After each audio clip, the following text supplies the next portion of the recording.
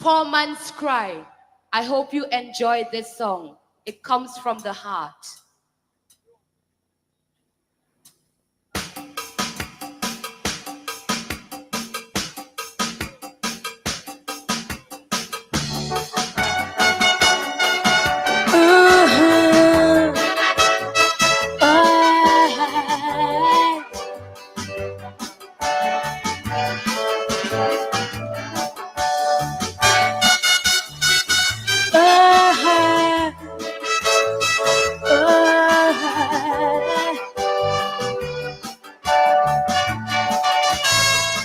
Every day I keep hearing people talking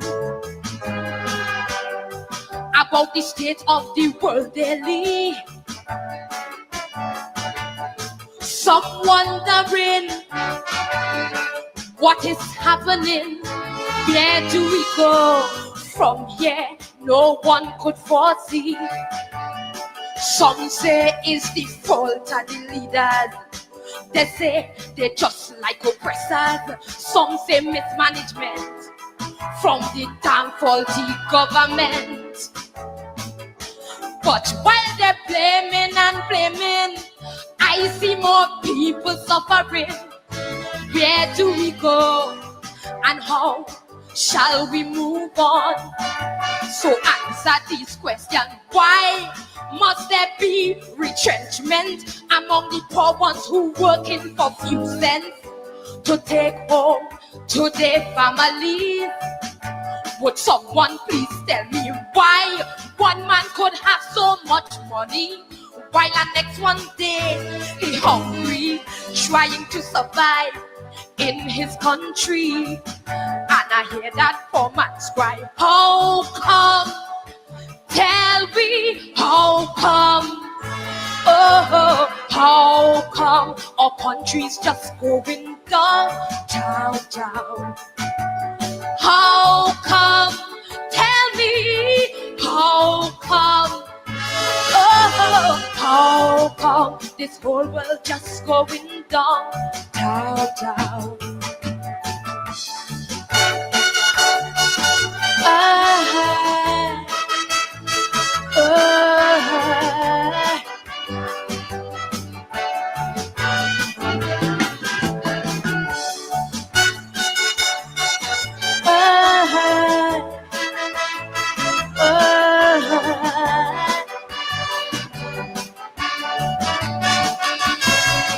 Every day I walk about, I look east, west, north and south, and what I see in my mind there is still a doubt.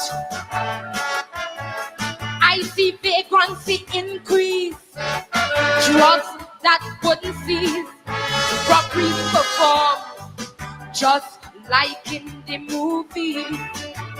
Some say it's the youths of the nation. They say it's total frustration.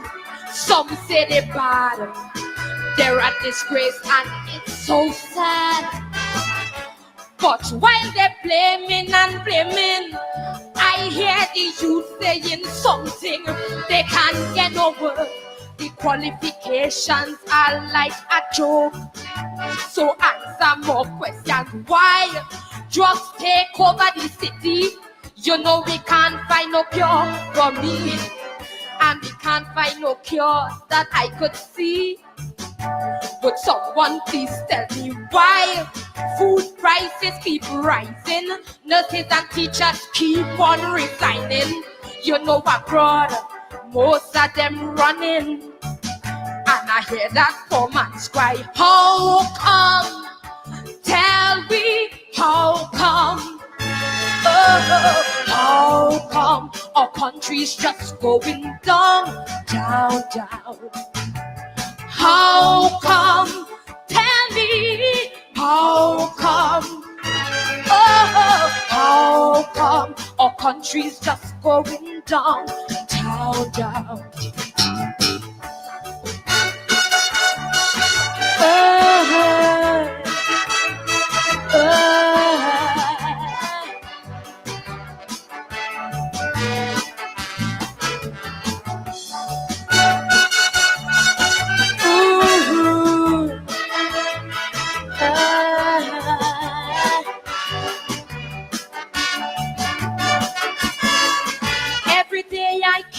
praying night and morning that things got changed just to end this suffering. I hear Satan say has to be a bed, and who not mad say they rather dead. But living here, they find it is too damn dread. Some people turn big refugee. They say they can't live in the country. Gone to Canada, Brooklyn, Washington, D.C. But while they're blaming and blaming, I see more hard times coming. I see more problems facing me and we children. So answer more questions. Why? When you're looking at Parliament, you have to feel it's a movie that you rent. The behavior is so indecent. Would someone please tell me why?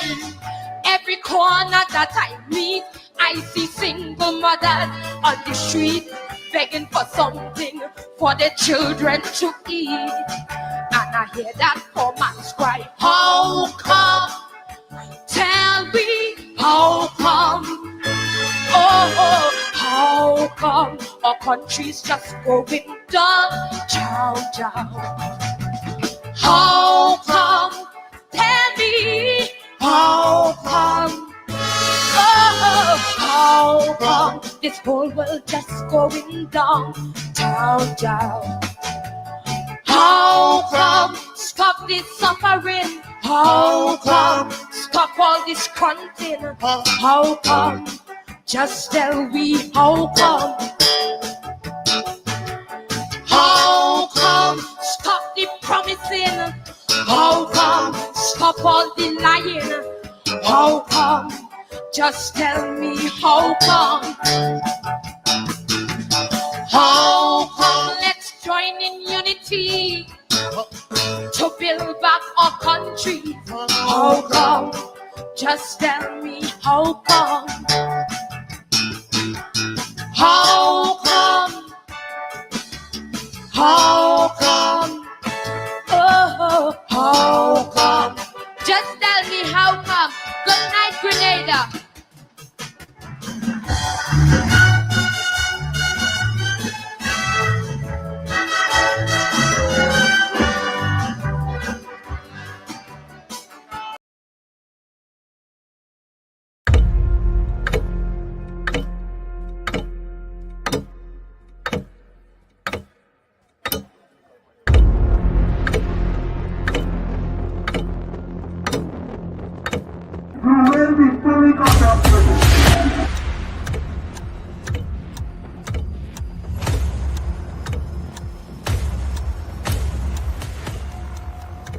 Mr. Watts, he has armed himself shots.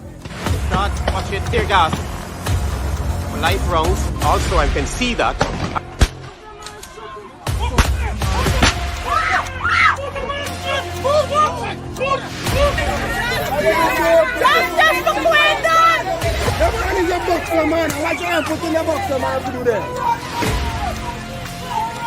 Check this out. I'm going to show you how I afford this car. But since my question, ready? no, you come on the East Coast. 100 Right? No, you come on the East Coast. You listen to me now. You gotta listen to me too, man. I am listening to you. Like, No, I see you on the East Coast. The day when they get a protest of them, the next day, that's when you see one bigger heads come up to talk to my family. Right? And that's bad. If we didn't do a protest, we want to see nobody for justice. You see? I'm not holding back nothing. I'm not holding back nothing. I just need justice for my family.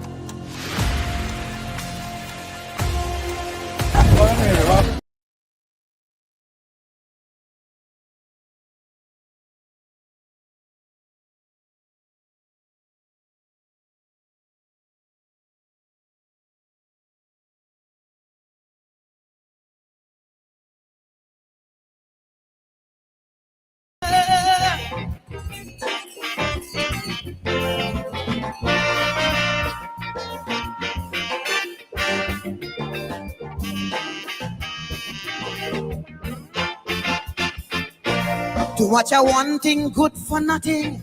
Too much a good thing, never enough. I don't know why my black people cannot see. No party never care about we. Every election we so devoted.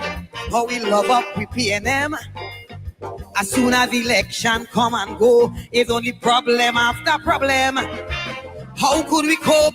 Man lost their hope. I ain't seeing no solution. Every time PNM come in power, it takes a toll on black man.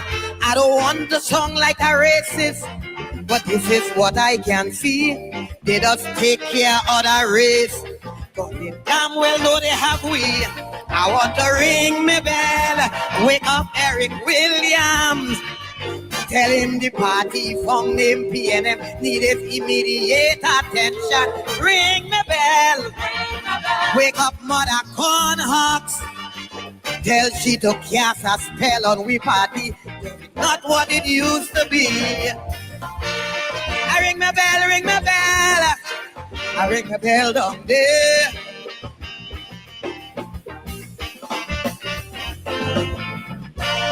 I ring my bell, ring my bell. I ring my bell down there. This thing is becoming out of hand.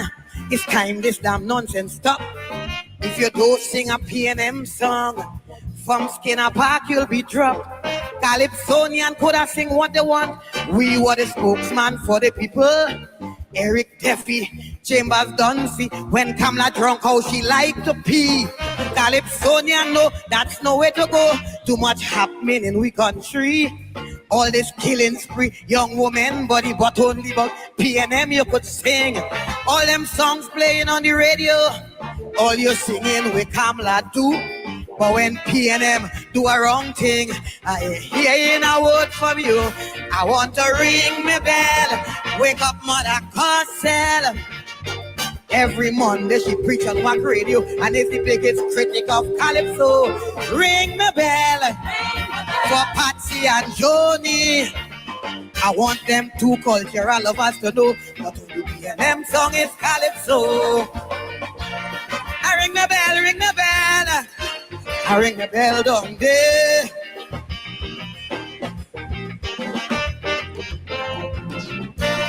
I ring the bell, ring the bell. I ring the bell down there. Crime will never stop in this country once black people belly empty.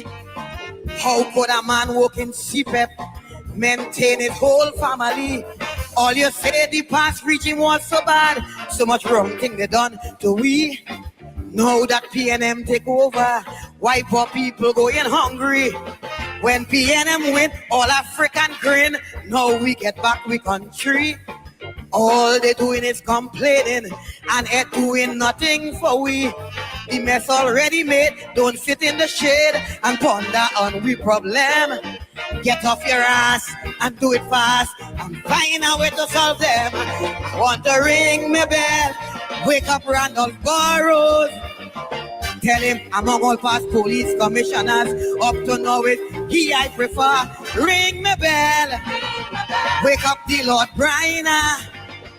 Tell him the state of Calypso today is a good thing he passed away.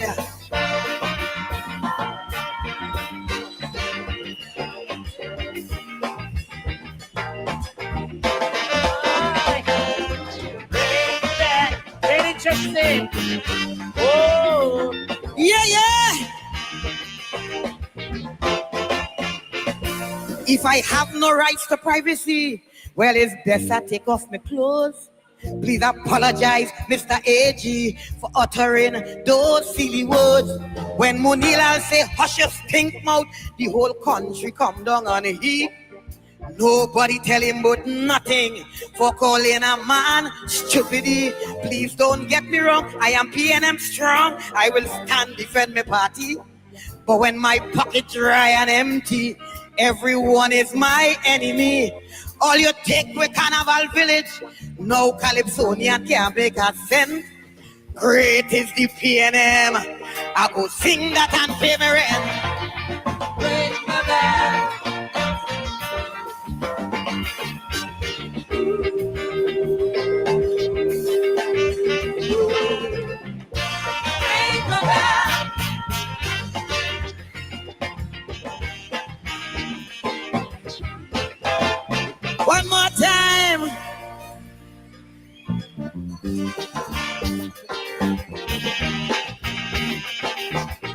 Thank you.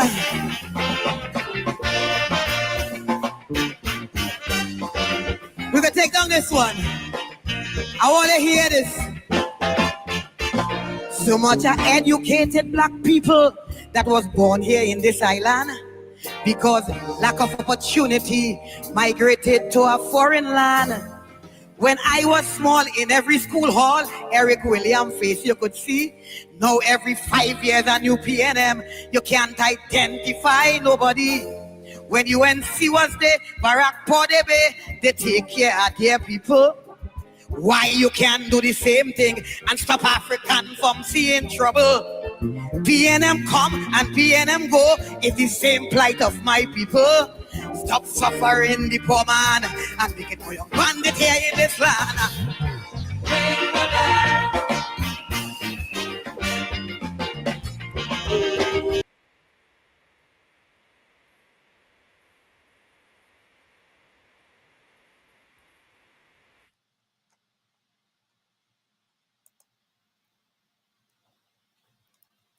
When I'm feeling down, I turn to our cultural icons.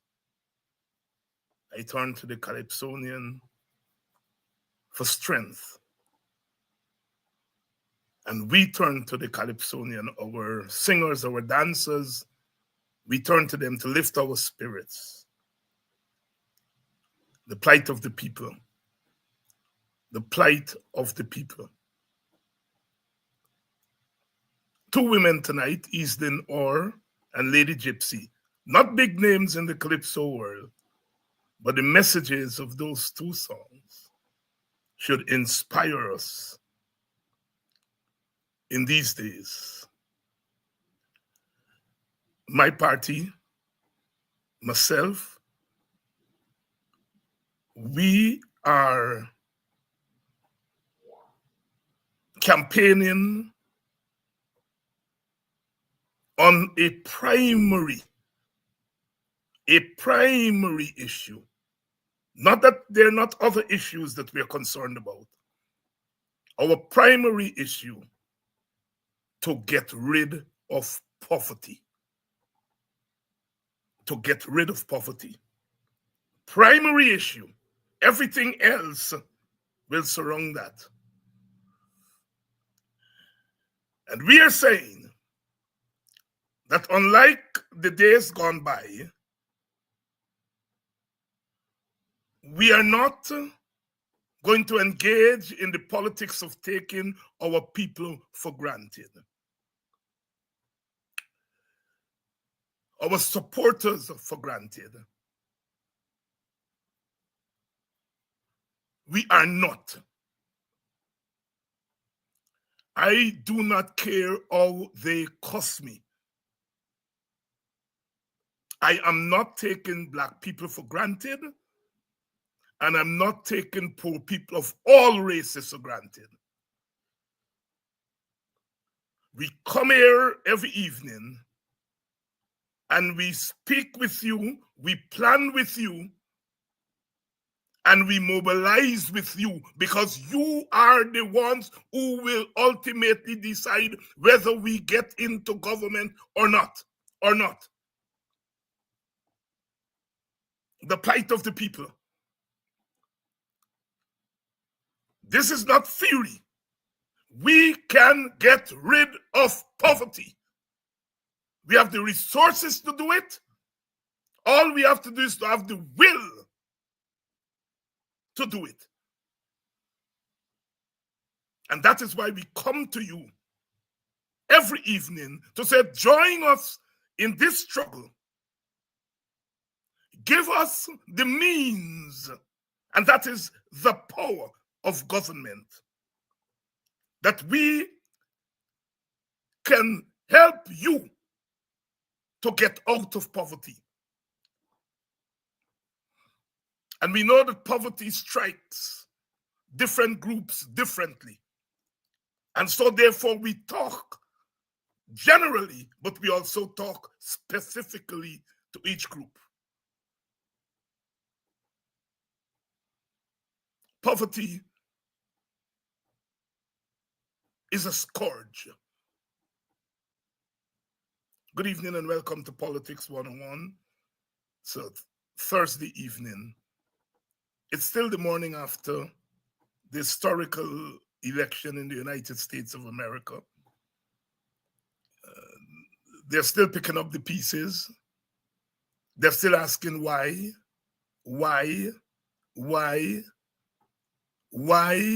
the worst president in the history of the United States has won a second term. Why?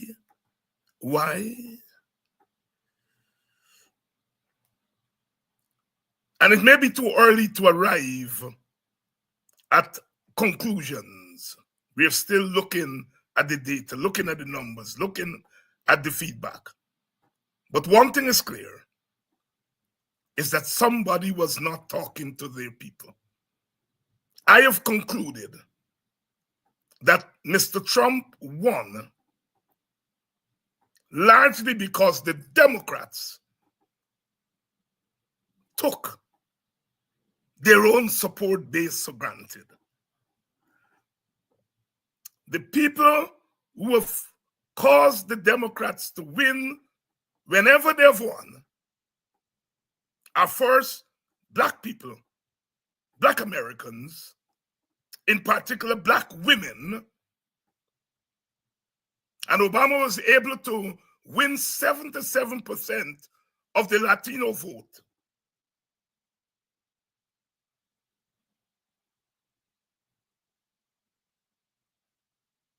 And other groups of people who felt that they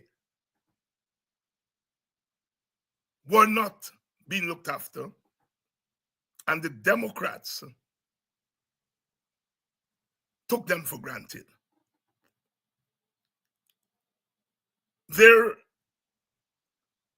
We all know there was 40% of the electorate that was going to vote for Trump anyway.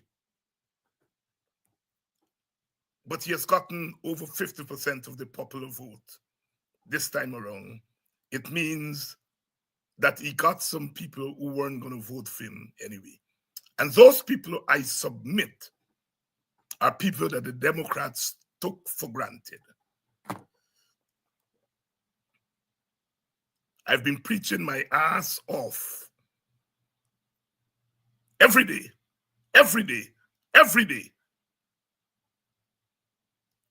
And the leaders and the spin doctors of the PPP have been trying to shut me up because I've been saying to Black people, do not allow yourselves to be taken for granted anymore, either by the PPP or the other parties on the opposition side. And if they can't tell you they love you, if they can't lift you up and call you by your name and tell you how they're going to improve your circumstances, they don't deserve your vote.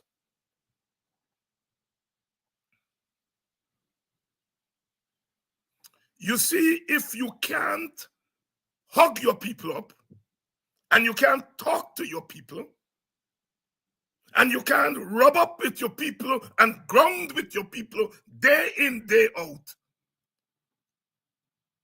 when they're ready to leave you, you don't even know when they're leaving you. And sometimes they leave you and they go for worse. But don't tell them that because you have not been talking to them. Old people say when you left your Falcube open, going looking in somebody else's Falcube, somebody else going in your coop. The first law of politics is to look after your own as your own.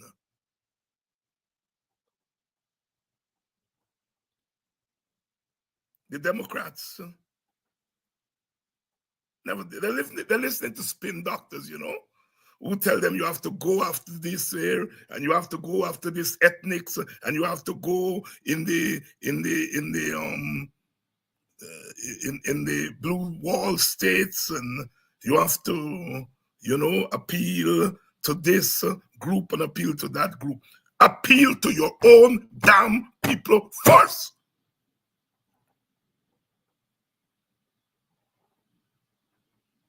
And you all, poor people of all races, and black people in particular, have to stop allowing people to ride you. You see, there used to be a man attacking folklore now. You cuss your wife, me not want you. Me not want you. Go away. You do all kind of thing. And one day, the lady start for pack she grip. She start for pack she grip. She called the ass cart man, the donkey cart man, say, come here, move out. And she start for pack she grip.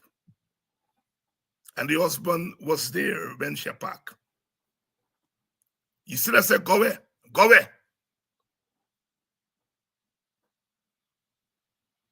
And she bend down for go under the bed for take out what she get under there for pack. And when he watch his wife from behind, he hold on punchy. And he look through the window and he tell the cat man, turn back, cat man, me dep on him. Turn back, cat man, me dep on him. Turn back, cat man, me dep on him. All the time you cuss, go away, go away. And when she was about to go away, and she bent down, and he see what go away. He tell a cat man, turn back. I will dep on him. Turn back, cat man. I will dep on him. I will dep on him. I will dep on him. Turn back, cat man. So it's a kwekwe song that we sing in the communities. At least he was there when she go away. The Democrats were not there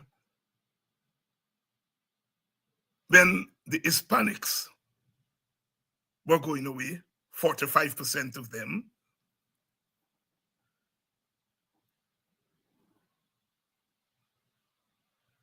The Democrats were not there when some black men were going away. Going away for worse, but still them will go away. Because you are not there to hug them up. So by the time you go to them around the election campaign, they're done gone already. They're done gone already. Because for 4 years, you weren't there. So when you hear them will go away. When you hear them will go away, you fly in. By which time they're gone. You were not even there to tell the cart man, turn back. I'll be there upon them. Too late shall be the cry. Like many of you, I was shocked at the results. Not surprised. And that is why, as far as Guyana is concerned, I am not waiting until election campaign to hug up black people. Don't care how they call me racist. And to say, I dare with you all. I understand your all plight. And I am dedicating myself to be part of a team that is going to free you all from your economic and by extension, social plight. Simple message. I am not offending Amerindians. I'm not offending East Indians. I am basically starting with a truism that charity begins at home. There are categories. I start with my charity, my home.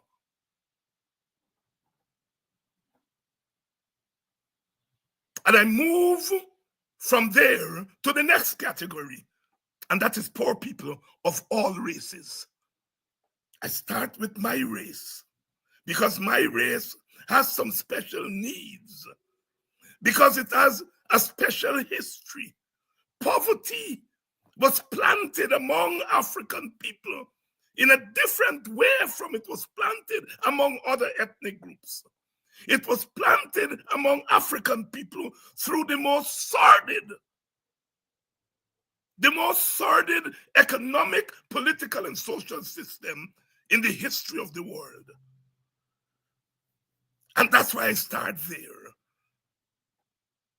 Because if we can get Black people out of poverty, we are on our way to get all peoples out of poverty. When Black people got themselves out of the plantation, they made sure that nobody else, no other group, could come into a plantation environment. Are you hearing me tonight? Hear me.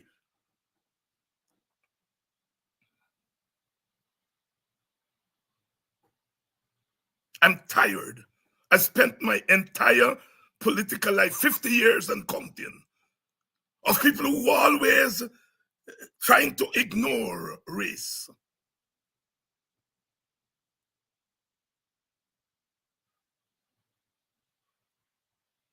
Two women, a white woman and a Black woman, ran against Trump, and he beat both of them. And a white man ran against him, and the white man bust his ass. All you, let's face facts. I hear in all kind of shit people talking about pocketbook and pocketbook.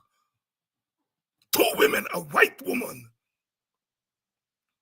and a Black woman, ran against the worst presidents in America's history, and he whooped both of them. And a white man ran against him and beat him. And you all are telling me that gender didn't play there? You are telling me a pocketbook? White men, overwhelming numbers. Hispanic men, plenty numbers. Black men, not so much, a little, but still some Black men. They find every reason not to vote for that sister, and you tell me gender doesn't play a role? Pocketbook? It's capitalism. What's going on with prices in the market? It had to do with capitalism. It didn't have to do with Biden and the lady.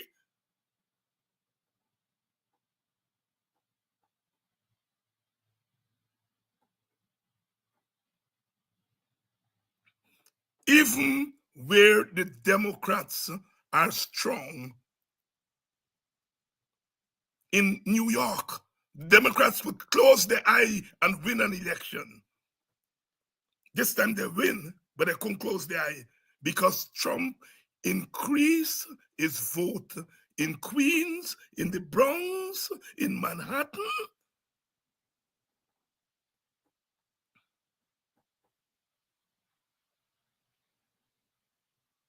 White women vote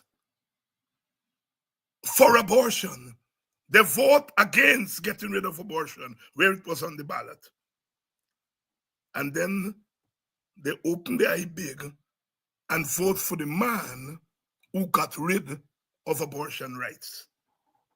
They vote to restore abortion rights, but turn back and vote for the man who get rid of abortion rights. Some will call it madness. It's not madness. White women protect their social rights, a la abortion, and then they vote, party, and race.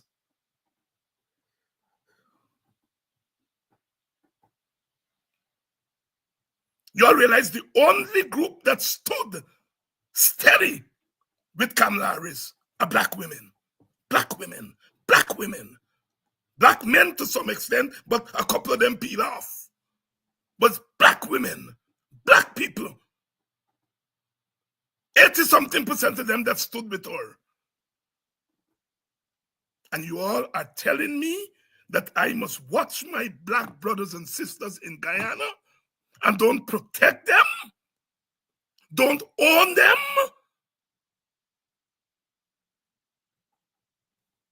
There's no secret. I am standing at the gate to prevent black people from going and vote for others who are beating them up.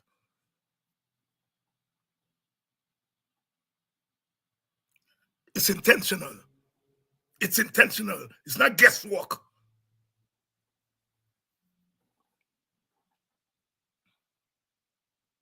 And I'm standing with poor people of all races, knowing that some of them would not vote for me or my kind, but I still have a responsibility to them as poor people, because that's where I come from. The days for the old politics are gone. Are gone. Are gone. The turnout was low. The turnout was low. It meant that even black people and brown people who voted for Mr. Biden 4 years ago, they sat it out. Some of them sat it out. Some of them go over and vote for Trump. In almost every state, every constituency, Kamala Harris did worse than Biden did 4 years ago. That lady ran a flawless campaign by American standards. She didn't offend nobody. She did what the pollsters tell her to do. She did what all them people tell she to do. She ran a flawless campaign. She didn't punch a finger in anybody's face. When Biden mouth slipped, and it appeared as though he was calling Trump voters garbage, he wasn't. But I tried to do that. She politely distanced herself from it. She did everything asked of her. In the end, they did not vote for her. The people she was trying to woo, the white women, they did not vote for her. 56% of white women voted for Trump. The white working class in Michigan and Pennsylvania and Wisconsin and North Carolina and Georgia, who she was trying to woo, didn't vote for her. And by the time she realized that black people and Latino people were drifting, it was too late. They were gone. Even standing at the historic black college, my alma mater, Howard University, her alma mater, Howard University, by the time she went there, it was too late. Too late. I am not saying that Ms. Harris should have gone and campaigned exclusively in the black community. That is suicide in America. That is suicide. For a black woman to spend most of her time in the black community, suicide. First of all, the black vote is not that big. Second, the minute she do that, she becomes a racist. And saying the Democratic Party had a responsibility to look at the Hispanic community, look at the Black community, and say, what are their needs? What is happening in that community? In many regards, Hispanic people apparently voted for deportation of their own people. The man says he's going to deport them. Yet 45% of Hispanics voted for Trump. It means that 45% of the people, Hispanics, either don't care, 45% of the electorate, either don't care about immigration and their own people, or that is not an issue for them. They've become assimilated into the American society. And something that we don't like to talk about is that they're reaching for white privilege. And they are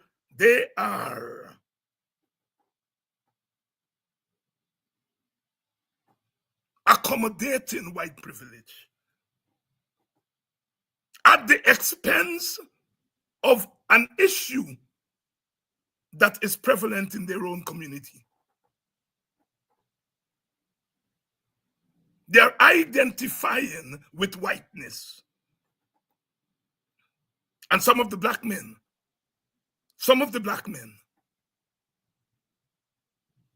have decided that the individualism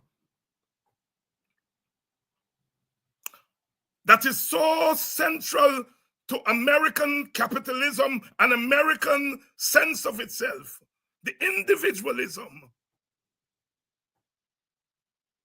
they've moved away from the linked faith. That is, that the faith of black people are linked. That the black individual is part of this linked faith. Some black men, about 20% of them, according to the numbers that I'm seeing, have decided they're breaking away from the linked faith. And they are buying in to individualism. And individualism itself is part of whiteness. I'm not talking about white people. I'm talking about whiteness. The privilege that comes with whiteness. The sense of belonging that comes with whiteness. Hispanics move towards that. And black men, via individualism, are peeling away. To hell with linked faith, they say. And the Hispanics are saying, those 45% Hispanics are saying, to hell with immigration and all of that.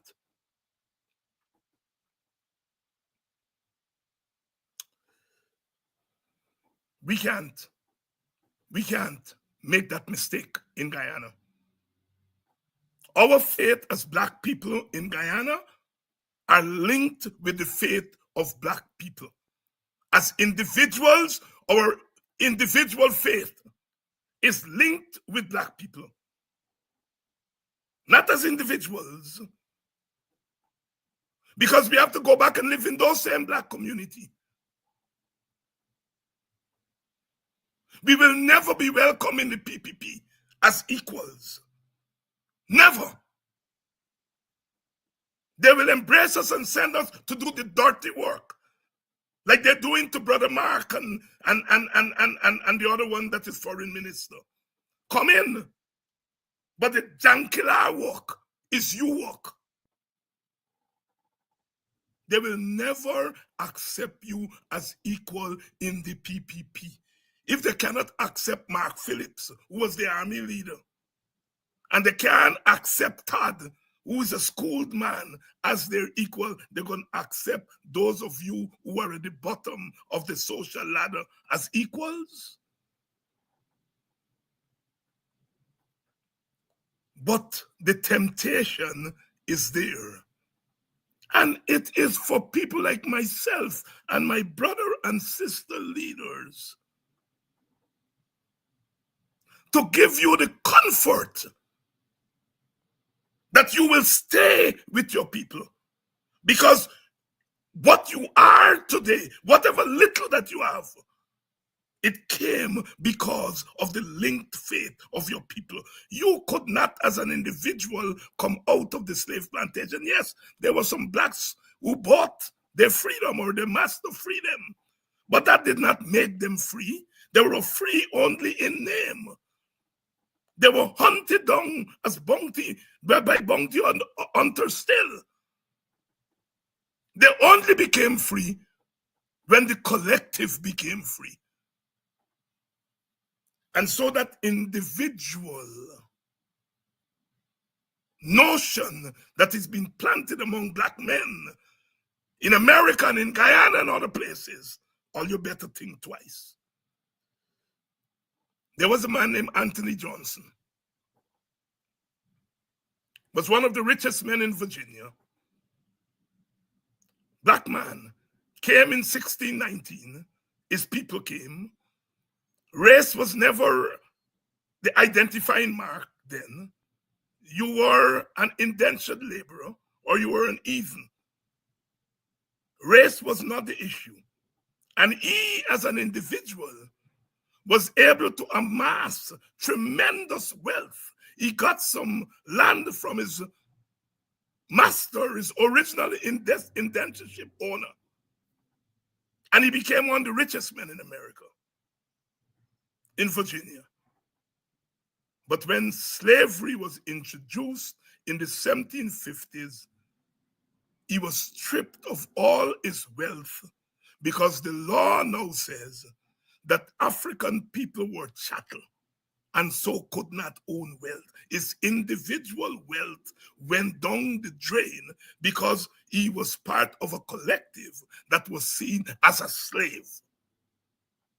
Or you listen to me tonight, because we got work to do.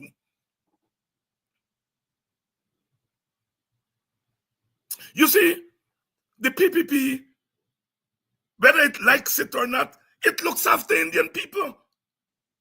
It may not look after them to the optimum,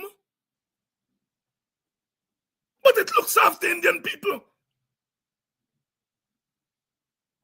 It is just part of their socialization. God bless them.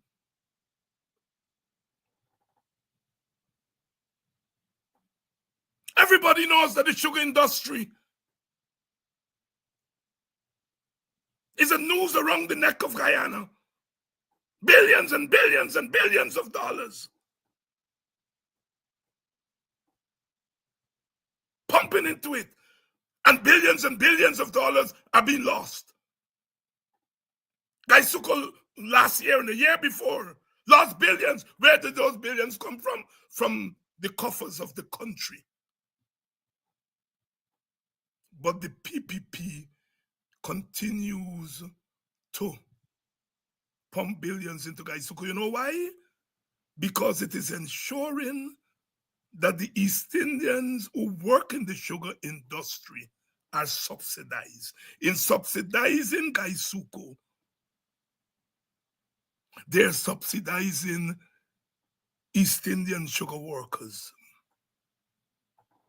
They look after their people. They're now looking after the East Indian elite, turning them into big contractors. They look after the people. Sometimes we black leaders chat nonsense. Well, East Indian people are suffering too. Well, yes, they're suffering. And the PPP don't look after Indian people. The PPP don't look after opposition Indian people.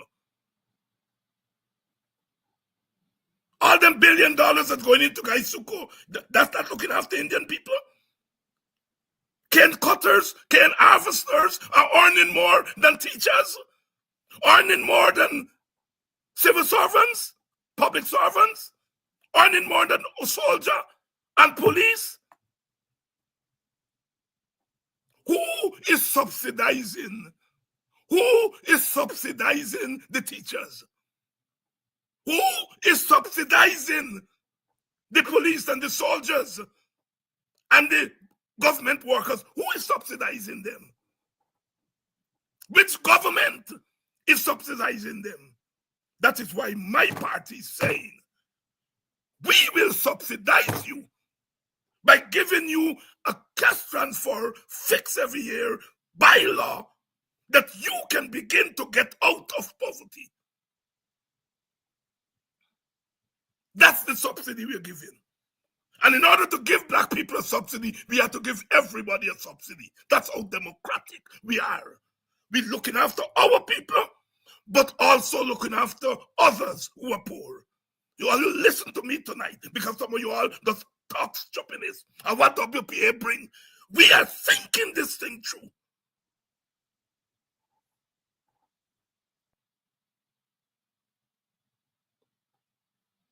Who is subsidizing the public servant? Who is subsidizing the teachers? The PPP says they are not going to give a living wage to teachers and public servants because they are not productive workers.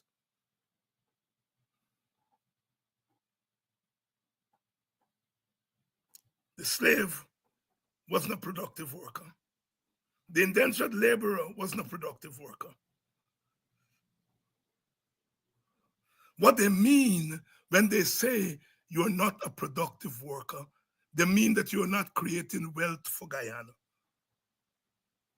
Well, the first thing, all the wealth during the period of slavery, you created for nothing, not a blind cent. Not a blind cent. When slavery was over, you created your own political economy, buy land with your own money, and you contribute to saving Guyana. And people are telling you today, you are not a productive citizen. And so therefore, you cannot be subsidized by the state with a living wage. You continue to work.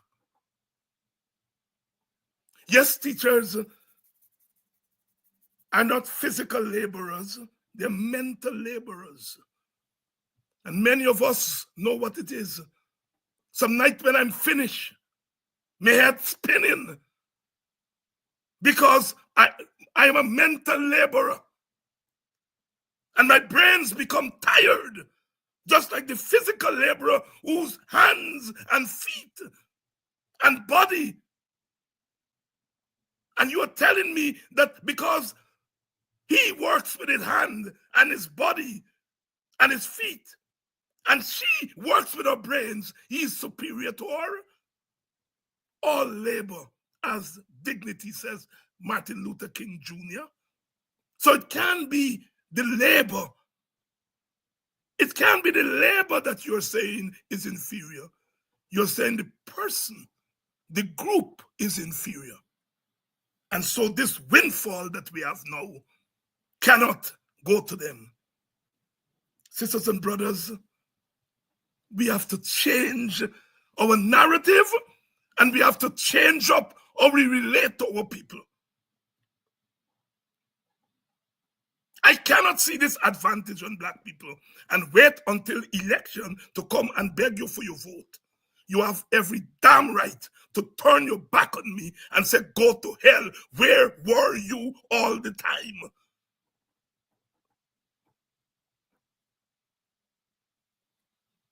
And that is the flaw of black political leadership in America, all over the place.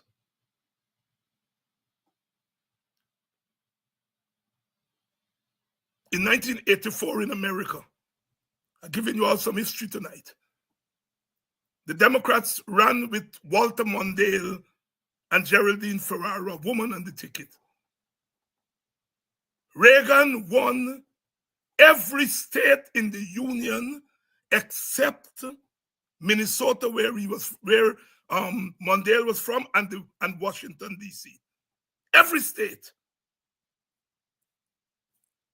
The Democratic Party found itself where it is today. And Jesse Jackson, a black man, went from black community to black community to black community, to brown communities, to poor white communities. And everywhere he went, he registered people to vote. And in 1988, he came second. He was only beaten by Mike Dukakis. He beat Al Gore and all the other so-called leaders who were running. And the Democrats almost pulled it off. And when the Republicans realized that the Democrats were going to win because of Jesse Jackson's work, they pull out the Willie Horton ad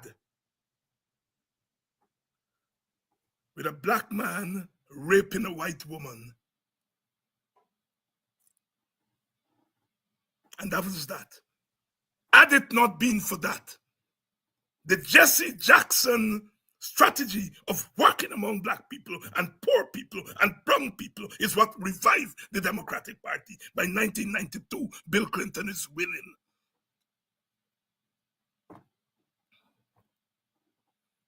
History must be a teacher. You don't wait until the election before you go to your people and talk to them about their issues. If they invite me into the Amerindian community and I make it there, I will talk to Amerindian about their problems. Their problems.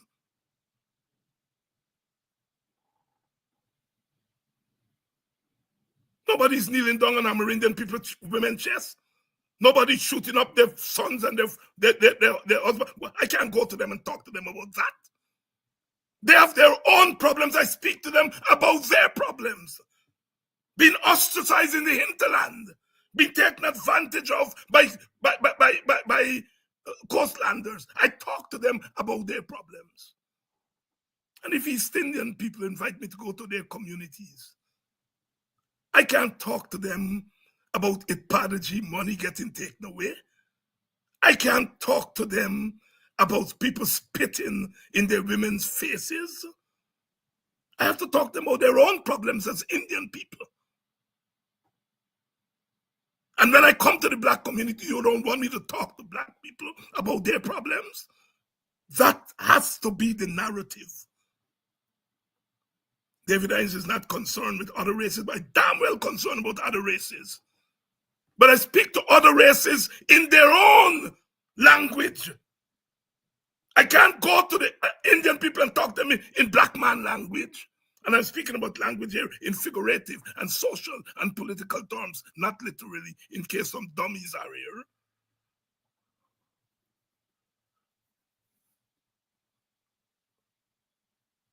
Your leaders have to have your back. I don't care about the others. I got you all back. Somebody has to get you all back.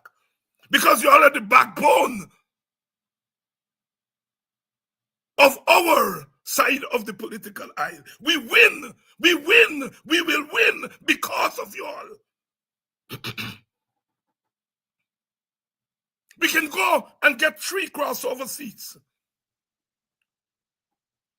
We still need 30 more seats to win. Where is it coming from?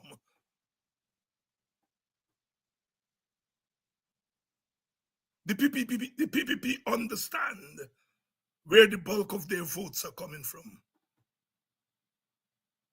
And they lie to their people. They socialize their people to be uncaring. I am not doing to black people because I ain't lying to you all. And I ain't socializing you all to bully anybody. But I am loving you all up. And saying to you all that we can get out of the plight that we are in.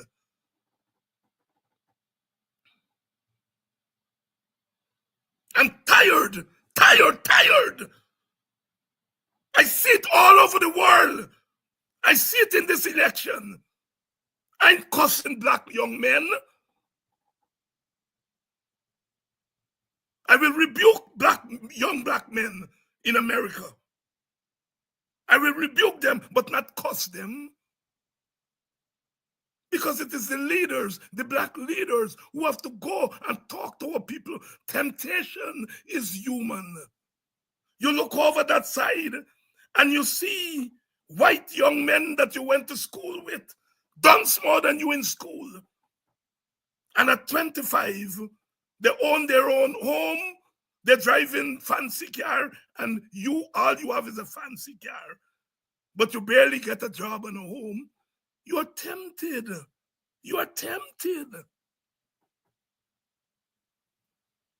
And it's up to us as leaders to say to you, the reason he own a home and he get a car and he get that, it is because there is something structural in American society. That although he was dunce in school more than you were bright more than him. He's white, and whiteness confirms on him privilege.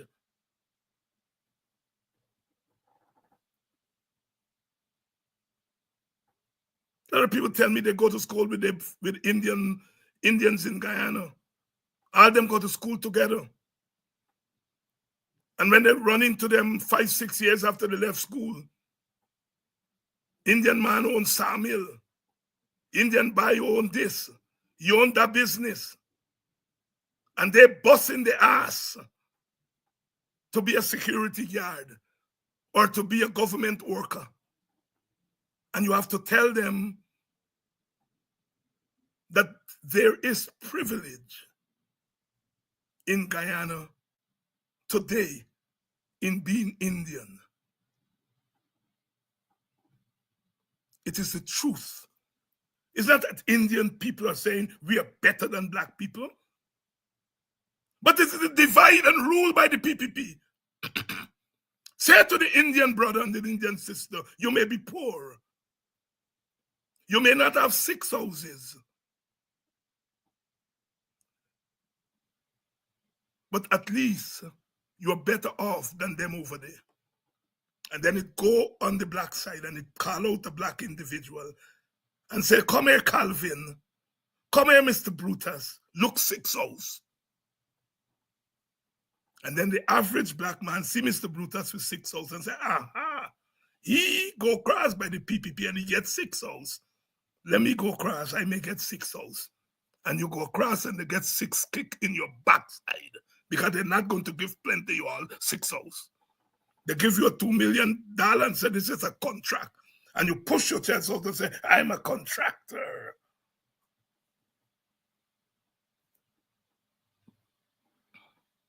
But I can't beat up on the brothers because they are tempted and because the black leaders are nowhere telling them that you love them, explaining to them their circumstances, giving them hope. Give me hope. Joanna sings our cultural icon.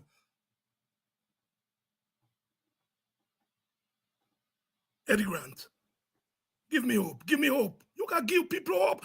In the opposition, that's all you have to give them. You don't got house to give them, you don't got job to give them. You gotta give them hope.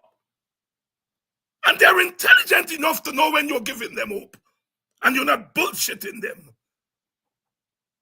And often because they recognize that we are bullshitting them, they just bust me off.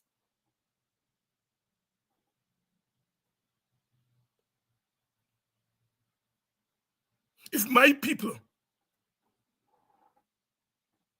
if they're smoking Mali and drinking Red Bull and Guinness, God bless them. But we, the leaders, have to go to them with a more powerful thing than Mali, a more powerful thing than Red Bull and Guinness. Don't curse them because they're gone in the Guinness bar.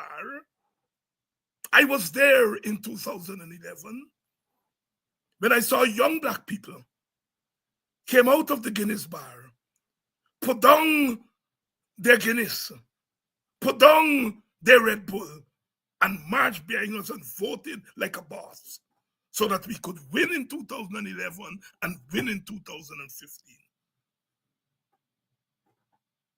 And if they're not marching behind us now, and they're gone back to the Mali, and they're gone back to the weed, and they're gone back to the Guinness and the Red Bull, it must be something we are doing wrong. And if we as leaders can't face up to that, we are not fit to be leaders.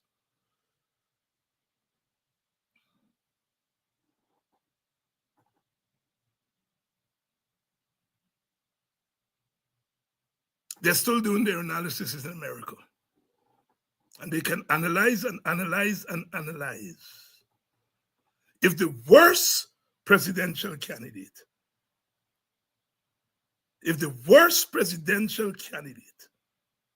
can win in almost every demographic, almost every state and every county, it can be because of his stupidity.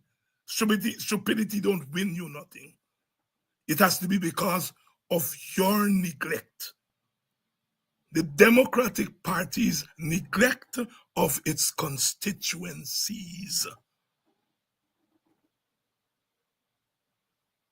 The Democratic Party's neglect of its constituencies. If people ask me, David, what's the biggest takeaway from this election? That's my biggest takeaway.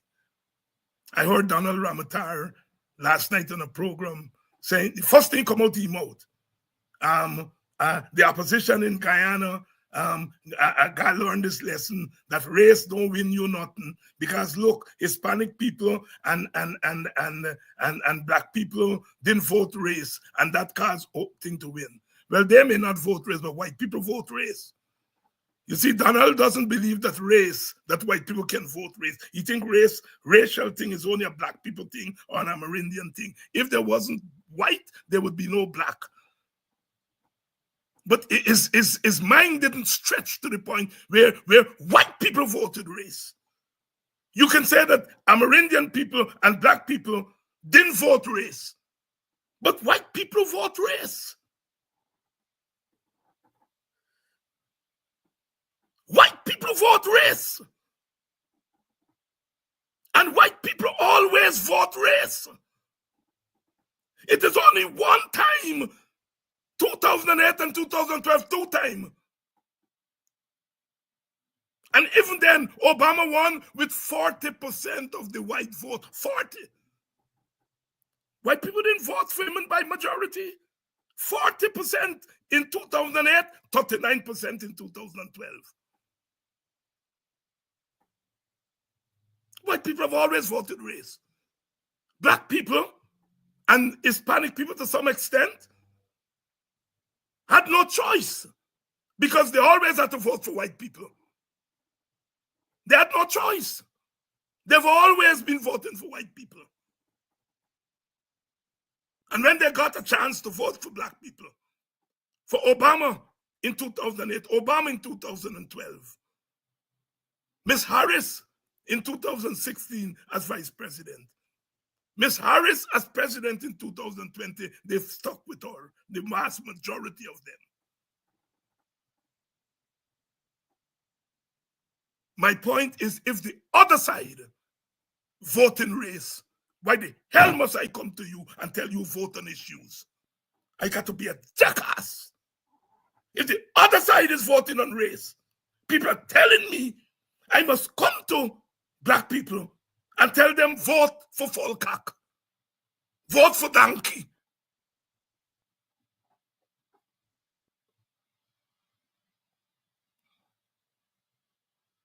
You see, sometimes we progressives, we live in our heads. We have these lofty ideas. You all hear the Democratic Party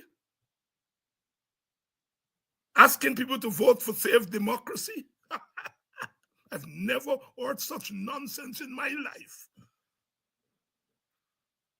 What the hell do they care about democracy? A democracy that has nothing to do with their lives.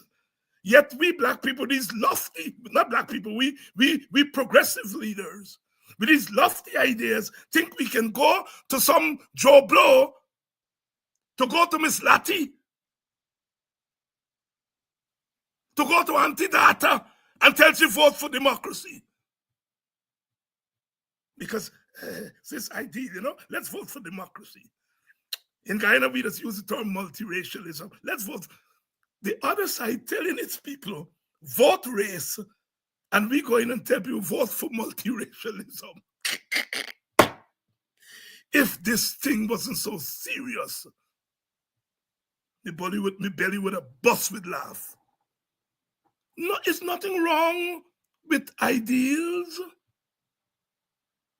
I want a multiracial solution to our country. But that multiracial solution is aspirational. I want a democracy, not an autocracy. But when I come to you, I have to show you, Africans, how the autocracy beating you down. Don't come and tell you go and vote for autocracy, vote against autocracy. I have to explain how autocracy manifests itself among you. And that's what I'm doing. I cannot watch the Indian leaders telling their people every day, vote for your race. That they don't do it literally. They have their codes of doing it. And then they look across and said, David Hines, go and tell your people to vote for multiracialism. And then they laugh at me. Look how he's stupid. Go and vote for multiracialism. If you tell your people about multiracialism and you preach multiracialism, you might get some Indian vote. They do not want me to come to you all black people and to tell you all your race is in trouble. When you go to the ballot box, think about your race first.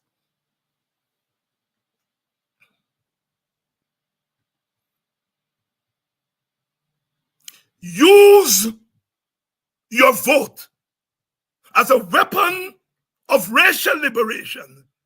And when Africans are liberated racially, and Indians are liberated racially, and Amerindians are liberated racially, we can pool our liberation together and create a multiracial democracy that all of us can live together. Multiracial democracy is an aspiration. You got to be free. You got to be at the table. If you're not at the table, how are you going to build anything?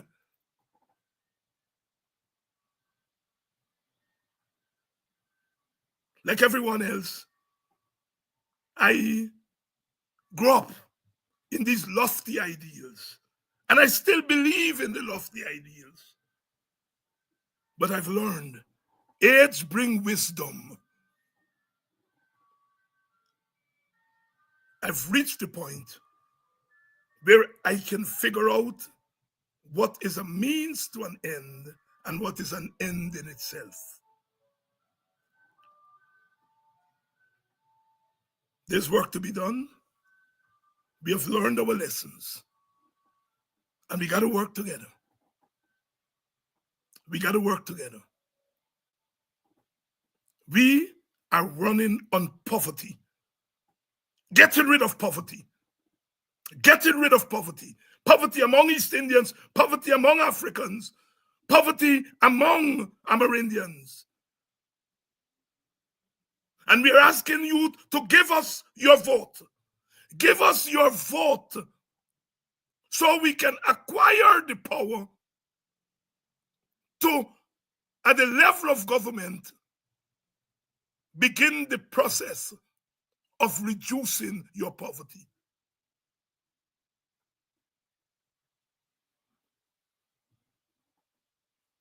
If David Hines and the WPA has a seat at the table after the next election, black folks, you all can bet your last penny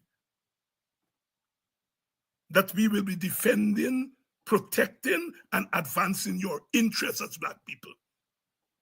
I repeat, if we have one seat at the table after the next election, we will use that one seat. You can close your eye to defend, protect, and advance your interests. Poor people of all races.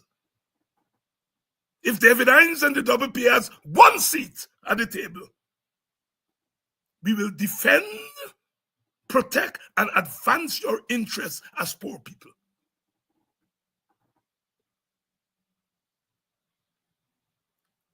And as poor people of all races, as black people, we have to understand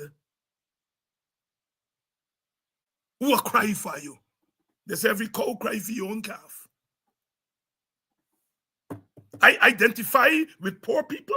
I identify with black people. We in the WP identify with poor people. We identify with black people. There's an intersection between blackness and poverty, an intersection between Indians and poverty, Amerindians and poverty. And that is why poverty, the alleviation of poverty, is our rallying cry.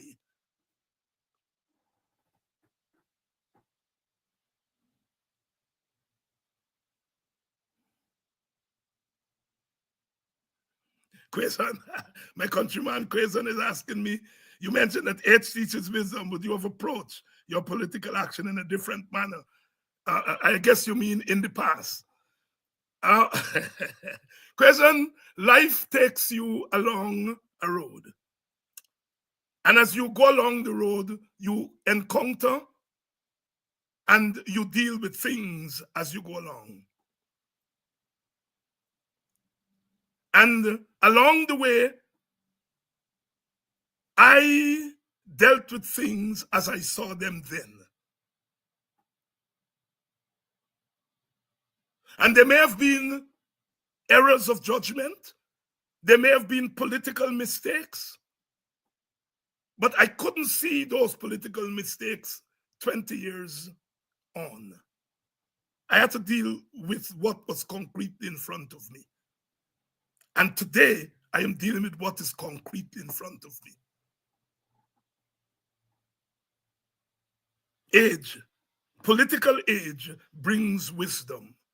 I'd be a jackass to look back on my 50 years of activism and to say stances that I took 30 years ago, I will take the same stance today. Just to say, I am consistent. One is consistent in standing up against injustice, standing up for liberation. And that's the consistency. Today, people telling me, oh, PNC, they do this, and PNC, they jail you, and PNC, that's what PPP is telling me. No chains around my feet, but I'm not free. Are you not throwing me in jail yet? But you are holding my people in captivity.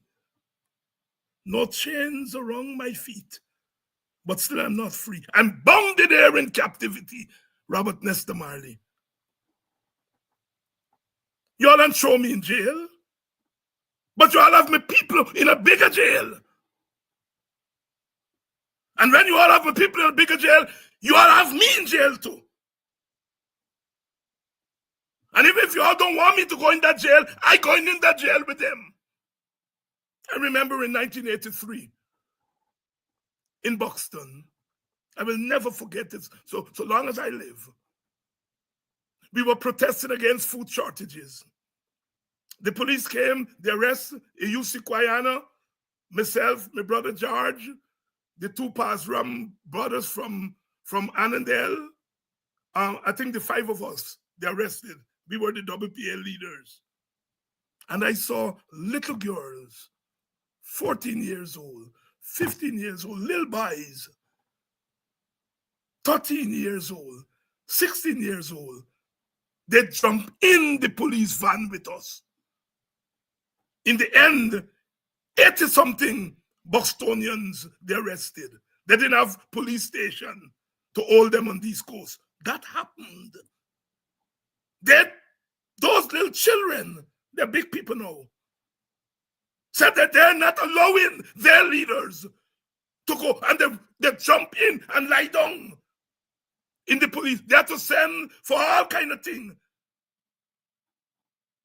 And they went to jail with us.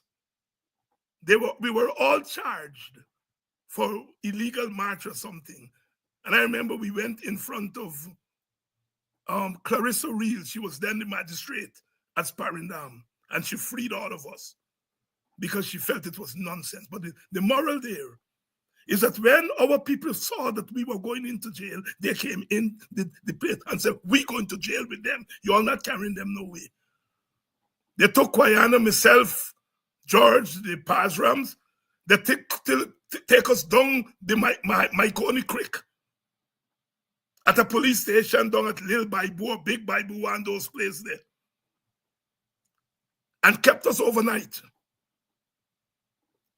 And the people didn't know where we were. And the Bostonians pick up the traps. And they said, we're going to town. And when they meet BV, they stop them and tell them, your leaders are alive. And they said, well, we're going to sit down here. They lose we. They wait till the one lunch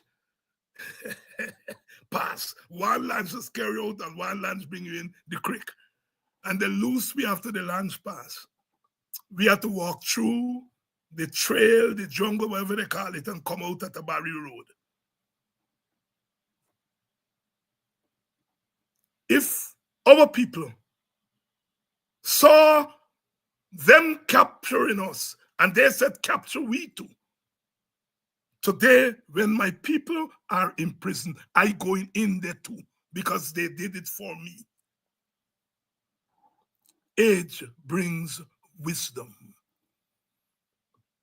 So your question is well taken.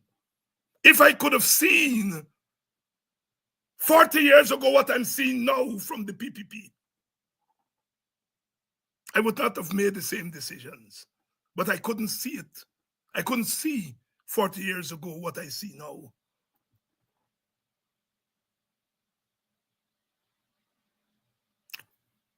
We have to take power.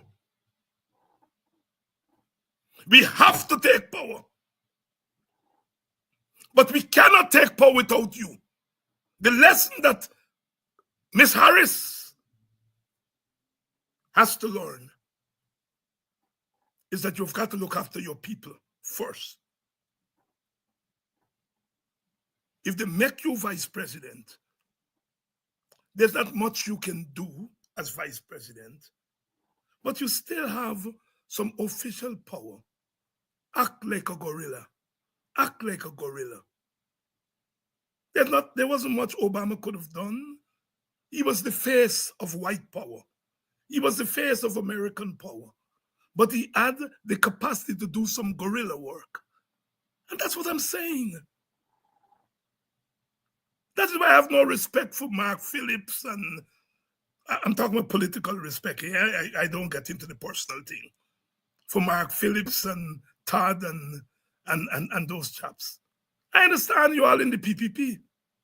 And you all are become the face of Indian power. But at least do some guerrilla work for your own community. At the end of the day,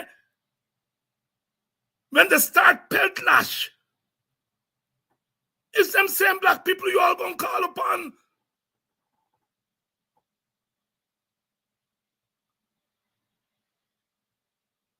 The lesson. Stay with your people. Stay with your people. Risk losing 1,000 outside vote, crossover vote, whatever you call it, to save the dignity of your people. Because in the end, the dignity of your people will give you 200, 300,000 votes. I want you all to hear me tonight. But often what we as black people and poor people have always done,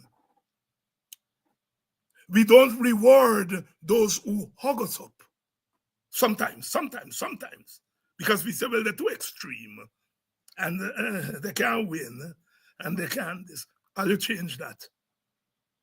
All you change that. All you change that.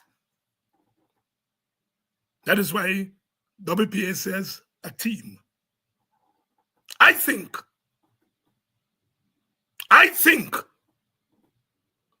that the PNC, AFC, WPA coalition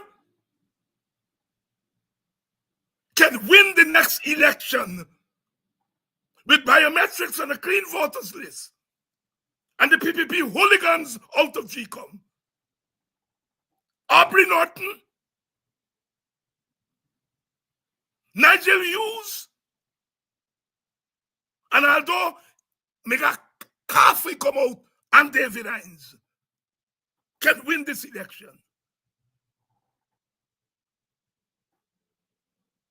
Linked to faith. Our faith is linked. Then say, Nigel can go and look for some Amerindian votes. That will help us. Or Aubrey can go and look for some dissident Indian vote. That will help us. Or David can go and talk and get some of the so-called professor Indian kind of vote. That will help.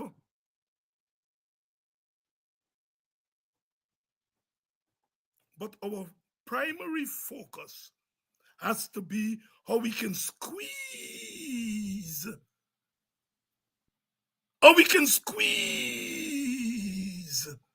Every vote from our primary constituency. 21% of African people in Pennsylvania voted for Trump. Even in Philadelphia, Trump run up his score because the Democrats took black people in Philadelphia for granted. I'm not saying the black people made the right decision. I think their decision is wrong. They make the wrong decision. But I'm saying the Democratic Party was equally wrong to wait until the 11th hour when they fly away. For God, no, for shut the coop. When you shut the coop and you look inside, then I get no pigeon inside there. No pigeon in there. They fly away. Fly away. We must not make that mistake. Shut a pen now. Shut the pen now. Nobody's leaving. Do not give black people an excuse to leave. Because some of them will come up with all kind of excuse. Do not give them an excuse to leave. And the language they understand, the first language they understand is their native language. Talk to them as black people. Black people. And if the Amerindian people invite me, I will talk to them as Amerindians.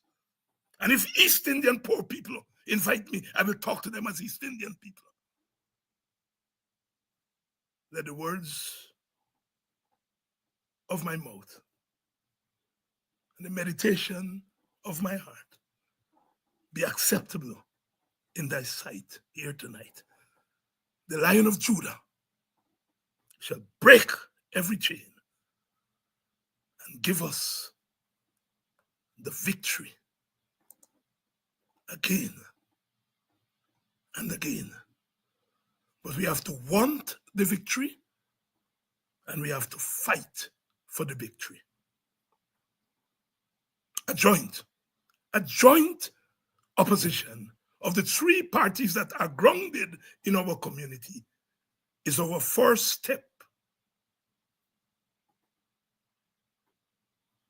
to Zion. We are marching onward to Zion, to that beautiful, beautiful shore. Brother Bob asks, where is my love to be found? Can somebody tell me? I've never known no happiness. I've never known no sweet caress. But I know that one day my love is out there.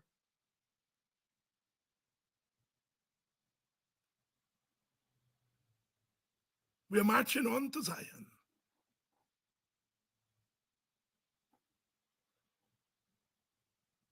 And like Yangadona, with red, green, and gold, we shall triumph.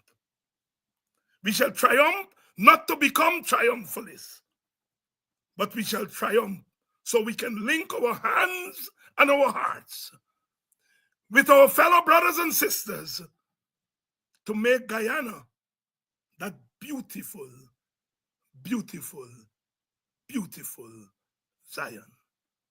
I love you all, always and forever.